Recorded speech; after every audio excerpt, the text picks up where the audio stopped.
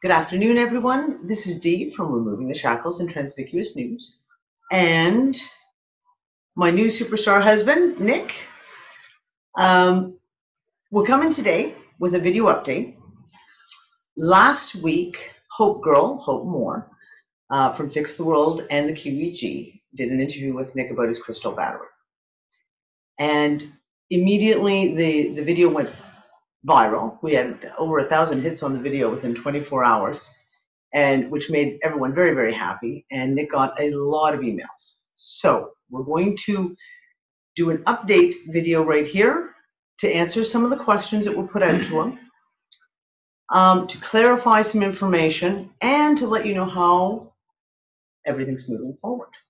Okay? One of the first aspects we want to talk about, Mr. Nick, is to talk about some of the emails. Now, one of the specific ones was dealing with safety issues. We had people write in with questions, which made us realize that there's going to be a lot of people who want to run with this. So let's talk about some of the safety issues, especially talking about the battery assets. Okay. With the battery acid, obviously, it's very, very dangerous to get on your skin. It's very, very corrosive. It will eat through your clothing, eats through metals. Anything that touches it, obviously, you don't want it to be something that is decent clothing or disposable gloves. So you would probably, if you have old jeans, coveralls, work with that. Plastic buckets, obviously. Don't, as I said before, pour the acid into, or water into the acid, pour the acid into the water. If you pour the acid into the water will splash, whereas if you pour the water into the acid will splash. Go slow. The slower you go, the safer you'll be. Doing things quickly leads to making mistakes, and mistakes like that are harmful to you and yourself in this case. Also, when you have the battery created, be aware you're working with amperage and voltage, so they can be harmful to you as well. Don't ever grab both of the leads on the battery. I mean, nobody really likes sticking a 9-volt battery on their tongue, so times that by 100 and imagine what you'll get from a car battery, I guess. One thing, this was an idea we were talking about. Not everyone has coveralls. Coveralls would obviously be the best thing to wear when you're emptying out old battery acid. One of the ideas we had, though, was, for example, especially if you have kids, they grow out of jeans. Cut the jean legs off, yeah, and put them on the arms with some armbands. Elastic. Just because denim is actually quite protective. And just put some elastic bands on it and make sleeves that would go over your arms to protect your clothing. It's one really, really good idea just to help out in that. The whole thing with this is think simple. That's basically it, and that's a great call to do something simple to protect yourself.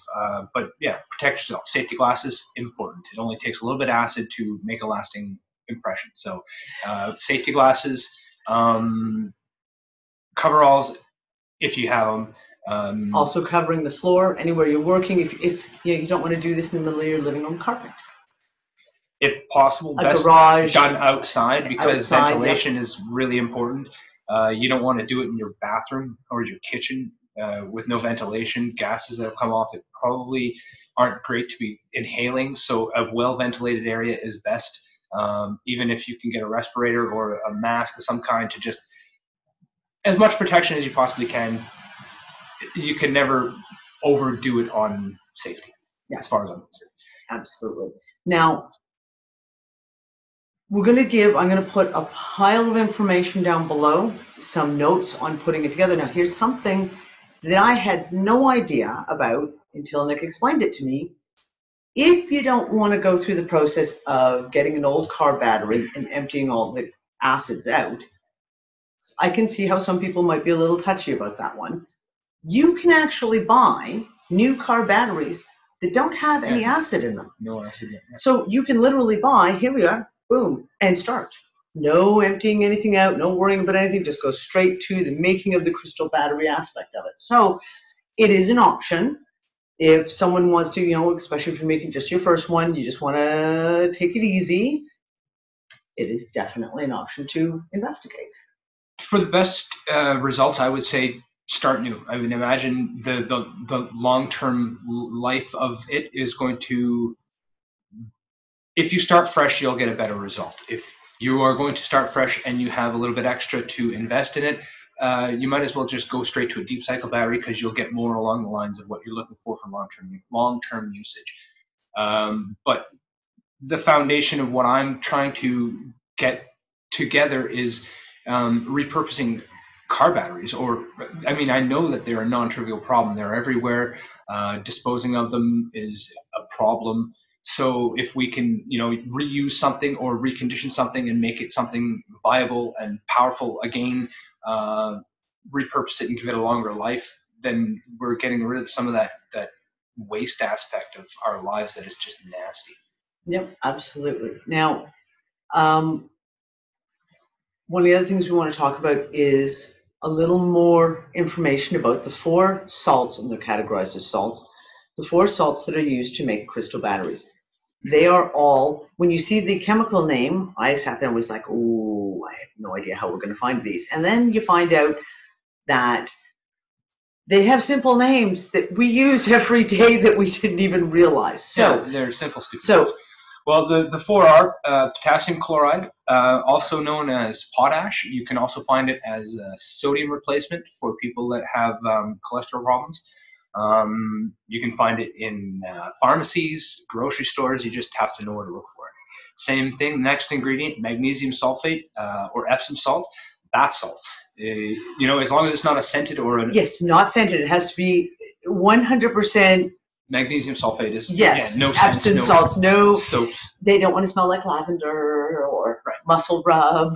Aluminum sulfate. You can use it for pickling. You find it a lot in olives, pickles. It also has dental applications. So yeah, alum. You find it in pharmacies again, little grocery stores. You find it. And the last item is borax. It's a soap. And same thing, natural health stores, alternative. Most mainstream grocery stores, you will have borax on the laundry aisle. That's where I used to buy mine. It's right there in front of you, and it's called borax. So now here in Morocco, I went through a process of trying to find all of them. I was trying to find them in small amounts, and it was a pain in the patootie. So I basically thought outside the box a little bit, and I found every single one of them in places that I wouldn't think to look for them, but when I found them, they were there, they were dirt cheap, and they were abundantly available. I have a 50-kilogram bag of the aluminum sulfate. I have a 25-kilogram bag of the other 3. So for me to get them in bulk, the total purchase for all 4 of them, I got 125 kilograms of them overall, was $150, and that's 100 batteries at least of material. So they're so cheap. Yeah, we have a lot of salts in storage. So if you want to come to Morocco, I'm sure we can work out a deal and you can have some. One of the things that we're moving forward with is Nick is going to be putting together a full-scale how-to video. It's going to cover everything from taking an old battery, emptying it, cleaning it, getting ready, preparing the crystal salts mixture. Literally, it is going to be a step-by-step video. These batteries are extremely easy to make. You don't need any technical know-how. You don't need any special engineering skills or chemical skills. It really is that simple. Yes. So, my 12-year-old daughter could make it, and my 7-year-old father-in-law can make it. They're so simple. If you can measure a cup, you can do it. If you can put coffee beans in a coffee grinder, you can do it. If you can, mix salt and water together, you can do it. So it's so easy to do, and it's so inexpensive to create them. Once you've created it, they're fairly easy and inexpensive to apply. Most of the technology, for automobiles is based on 12-volt technology. So there's a series of inverters that you can buy, any wattage output, that'll basically rate your power supply to any appliance you would care to use with it. And they're not expensive or hard to get. You can go on eBay. If you think it's expensive at Home Depot or wherever you're looking, you can pay 2/3 of the price on eBay for the same thing. So they're so easy to get. And once you connect the inverter to the battery, that's the only thing you really need. I mean, you've got the socket right on the inverter, so it's Lego, it's plug and play. This is this simple. As you turn off the video here, you go get your salts. Even if, like we say, we bypass using an old car battery and you go buy one that's empty, you can mix it, have it ready, and really, how long did it take to set? With the alternative method of creating them, at the end of the video, we're going to attach a couple of links. One is to the original video from Laser Hacker, and he shows the process of mixing them and heating them and using them with the copper and the magnesium. I found that mixing them with water instead of heating them it creates a better long-term product with the car batteries anyway. So using the water with the salts as like a super saturated solution, it was almost ready to use within the hour. It was very fast. So that means you have your inverter, you can create one of these batteries, these crystal batteries, hook it up to the inverter and use it immediately for whatever the power outage is or the amperage is, and you can immediately take it and take a room off the grid. Whether, a bedroom, you could take your bedroom, you plug in your desk lamp, you can plug in your computer to charge, your radio, alarm clock, all these things. It's an instant gratification. It doesn't take a lot. It's very simple to put together, and you can use it immediately. I would simply say pay attention to the ratings. Your appliances, whatever you Absolutely. have, like a clock, it'll have a wattage rating on the bottom. There's a little data sticker.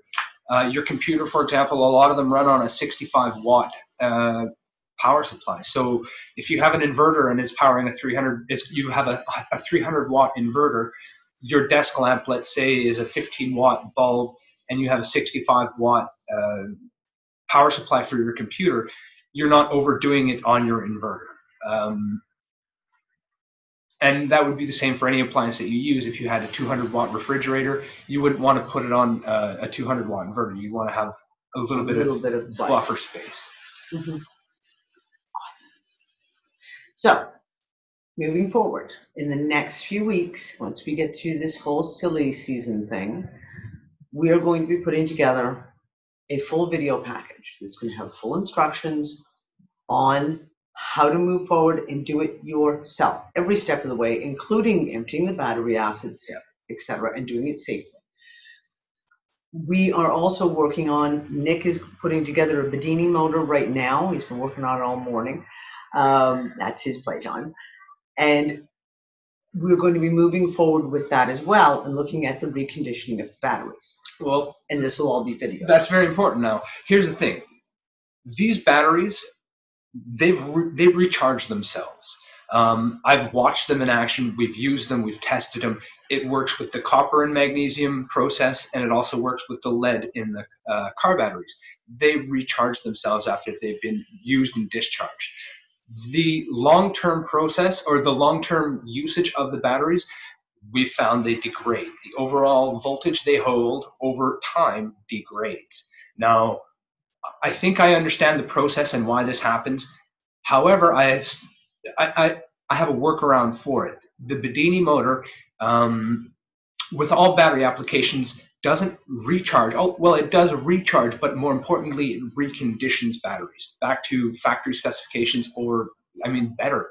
In all the reports and claims that I've seen from anybody who's ever put one together or espouses them, they make the batteries better. They recondition them to what they were, at least to factory specifications.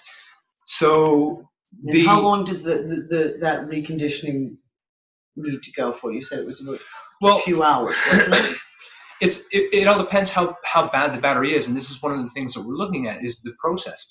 If it's been used for a few months and it's degraded, do you need to do a series of discharge and recharge to recondition it back to factory specifications? We're also looking at power supplies. The other thing that is very interesting is that you can recharge the car battery off of a simple little 9-volt cell. So I mean, there's a whole line of testing that we're doing right now. So that's how we're moving forward with this. This first piece that Nick explained out to Hope, and now in this video, this is only just the very small baby step forward that we're moving with. There are various projects that are about to be also launched, and we're going to be doing probably regular video updates to make sure everyone knows where we are in the loop. The other thing we're going to do is once we have the full video instruction done, is we're going to be doing and going forward with a crowdfunding campaign. Because in order to get all the data and move forward, we are going to need some funding, which also leaves us as we are right now, even moving forward to make the video as we need to put it out, we are looking for donations to help us move forward. Nick has brought this information out now to the world. It's something anyone can go with, use right this very moment. Free energy in a bottle, so to speak. So we're going to use that word. Oh, we weren't going to use that phrase. I'm sorry I said free energy. I apologize. Oh, I'm so sorry. The curse word. Energy that you can use. And depending on whether you want to start one room at a time or go whole hog, you could take every room in the house off the grid, so to speak, very, very quickly with these. However, like we said, as we're moving forward, we need to get some funds in to help us cover the expenses of the different parts that we need to put together, the various processes that we're going to have to move forward with. And that will all be getting us to the point of being able to get us to our crowdfunding campaign. And at that point, we have a lot of new projects to work on, including work with 3D printers. Yes, that's going to be fun. One of the upcoming projects is to kind of go back to basics, and I'm working with a gentleman by the name of Tavon, and he's rendering a battery box that will be able to integrate magnesium and copper plates alternatively, and create multiple size power sources, multiple output power sources with the copper and the magnesium plates. And do the testing on the longevity of the copper magnesium batteries versus a lead. I think it's going to be way better. Yeah, that's just, so we have to find out. That's why we need to collect the data.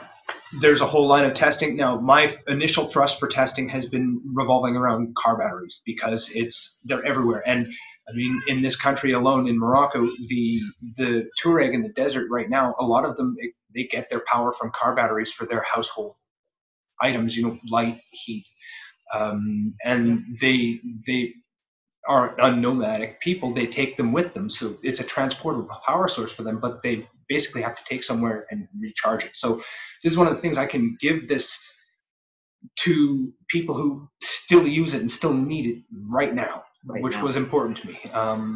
Moving forward with some of the other lines of testing that I'd like to do, using deep cycle batteries obviously it was the logical thing to do in the first place due to what I'd like to do with them. But I was torn between logic and need mostly. So that's where I am. We had access to old car batteries. That's why it started that way, because we didn't have funding to be able to buy a deep cycle battery. So it started with the battery that came to us for free. Yeah. And that's how a lot of things get accomplished. Sometimes you go with what is there in front of you, and that's how you move forward. The Bedini device that I've created, you should see what it is. I mean, oh man, it's simple. I stripped apart a transformer from a microwave to get the coil. I have CDs as my rotor device. I've used little magnets attached to CDs to create it. I've got a total of 4 components. There's an LED, a resistor, and a couple of diodes, and 5 components because there's a transistor in there as well. and I've got it hooked up on a piece of cardboard right now. So and this copper spool is made from an old McDonald's toy. Fair enough. Reduce, reuse, recycle. So it's real like backyard MacGyver crap right now. But guess what? At the end of it, really looking rough, I've put together a working Bedini device, which is amazing when you think about it. It reconditions batteries. So that application, that aspect of it right there requires a lot of testing. So that's where we are, folks, and that is where we're moving forward. Like I said, as we're moving through these things, we're going to be doing a lot of video updates, let people know and see exactly what projects Nick's working on, what's the next step, what data he's collecting. Everything that we get, we are sharing with everyone. This is extreme open sourcing because that's what this is. This is about, if you're going to give the world energy, we're going to give the world energy. And we're asking that as we move forward, that those who can help us move forward with funding. It doesn't have to be much. It really, really doesn't. I've said it before several times. My Removing the Shackles, if every daily reader of Removing the Shackles donated 50 cents a month, that would be more than enough to cover our costs for our family. Just a thought. For me, the most important part is the sharing. I mean, it doesn't work to be a closet garage inventor anymore. To die with your secrets, that is a massive crime as far as I'm concerned. So as far as I'm concerned right now, the giving is the most important part, the making sure everybody knows and everybody has it. You know, these guys that have died with their secrets have died miserable, bitter, regretful, lonely deaths because of how they've succumbed to their fear. I don't want to have that as my template. So I think it is important to stay in a place of giving as a foundation and as moving forward. Any data that I ever have, I've always freely shared and given away. I've only ever accepted data from people with the condition that they understand that I will share it with whoever asks. So for right now and forever, as far as I'm concerned, anything that I learn, anything that I know is freely available. All that's required is the question. And that's the way it will always be. And if you have questions, I will put Nick's email address down below the video. You can also contact either one of us on Skype. That's how we move forward. And that's what we wanted to share with you for right now. We're going to put lots of instructions. We're going to put some links down below. Nick does have a blog that he hasn't used in a while that we're going to revamp and get it back running again so that we can have all the updates in one specific spot for people to look at. And that's where we're going. And we would like you to be with us on the journey. So thank you very much, everyone, for even just watching. If you can, please share as well. At the very least, please share yourself. If you have the information, somebody wants it, give it to them. Whatever you can give is also amazing. Thank you so much. Okay. And we will talk to you all again very, very soon. Bye.